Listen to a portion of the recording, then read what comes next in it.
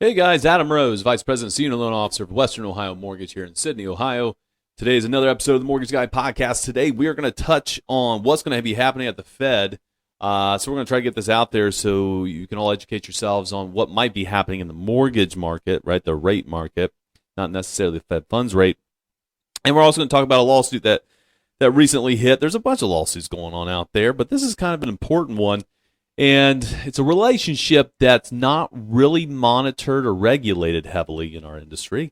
And it's something that is a cause for concern that we've discussed before. But nonetheless, let's hop into it. So first thing I want to talk about is this RICO suit that hit a pretty big builder. And I hate to name them, but they're a national builder, so they'll survive. But D.R. Horton, unfortunately, with DHI Mortgage got nailed with a suit. A racketeering scheme basically is what it's being sold as. Now, just a little background. So, our industry is heavily regulated. We have RESPA Section 8 is one of the biggest things where, if I have a referral partner, I can't give them a thing of value in return or for that client. And sorry, I'm all around here. This is our Christmas episode, I guess you could say. Got a bunch of Christmas gifts I gotta deliver to some offices today as I talk about giving a thing of value. Awesome. But anyways, so that's a RESPA violation, right? Section 8 of RESPA. Now, one of the, you could say, pieces of the industry or a specific segment, right, that's not regulated, is the builder-lender relationship, which, a lot of independent lenders out there, if you don't have a relationship with the builder or you're not an in-house lender for a builder, you can't typically touch the offers that are coming through. There's a perfect example here in Sydney. Ryan Holmes has a relationship with their in-house lender, and so there's deals that they can do back and forth that, typically speaking, I can't offer, or the majority of lenders can't offer or match. Hey, you go to a builder, and they say, hey, if you use my lender, we'll give you, example, $7,000 worth of upgrades for your house, right? Or, hey, instead of upgrades, they'll buy down your rate by 1.5 for free, or whatever the case is. All right, that's not a specific example, but that in general, that's kind of how it operates, right? Which we can't do. And that's kind of the thing with this. Is not necessarily them giving back to a client or a RESPA Section 8 violation, but what it is in order for DR to show a little bit more of a suppressed payment, they are not qualifying buyers. Well, they might be qualifying because I can't see the loan application, but they're selling the idea of a suppressed payment using the tax values on the vacant lot, not the expected assessed value once the home is constructed, right? So when we do new construction loans, we have to get with the title company and the county treasurer's office to say, all right, here's our estimated valuation of this home. What is this tax rate going to look like? Oh, it's $600.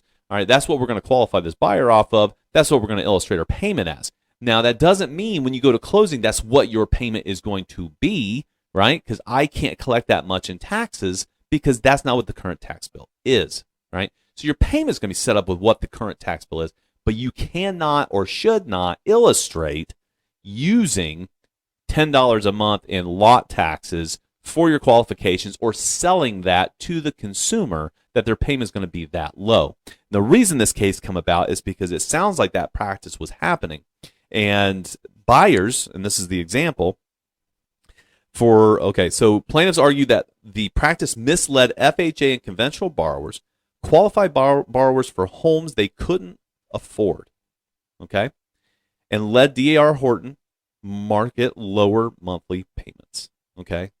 It let D.R. Horton market lower monthly payments. So some borrowers reported increases of several $100s to over $1,000 per month because the consumer was not aware that the taxes were, in fact, going to be reassessed once the home is built, which is usually the following year, right? Just depends on your county and how much they need the money.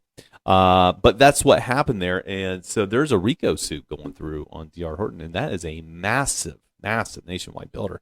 And that'll be tough to get through. I'm kind of interested in seeing what happens there. But nonetheless, the most important stuff is, before I get to the Fed rate cut, just an announcement. People that follow this, if you are a mortgage banker, if you're an insurance agent, if you're a title company, if you're a vendor in the industry, and you are not a member of OMBA, make sure you join we did just release our Future Leaders program, which will be on March 3rd, 4th, 10th, and the 11th will be the visit to the State House.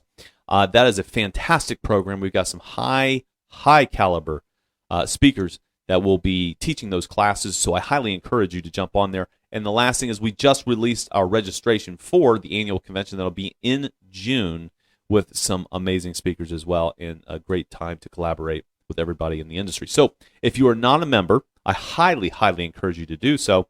And even if you are not directly in the industry, like I mentioned, a lender, title company, something like that, which is really hands-on, but a vendor member that provides tech, lead gen, insurance agents, you name it, it could be very beneficial for you to join this organization so you can mingle around, network with some people, and pick up some additional business and learn a lot as well. So let's hop in to the Fed rate cut.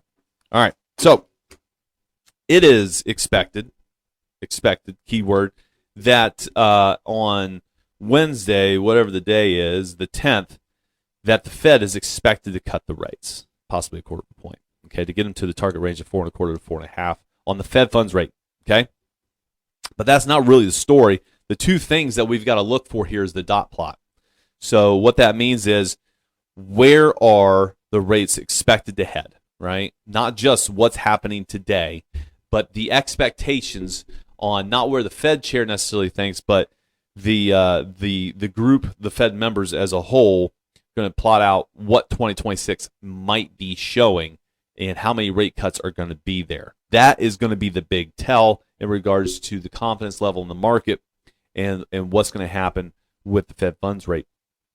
It's also, as I've talked about before, on the last Fed cut, rates have went up since the last Fed cut in November. Okay, I think it was November 7th or 10th or something like that.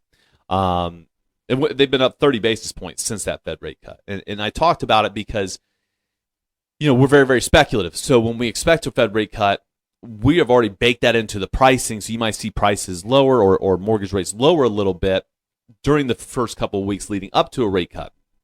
Because remember, mortgage rates follow the 10-year Treasury. That's the key. That's the indicator. That's the leading indicator of what we follow.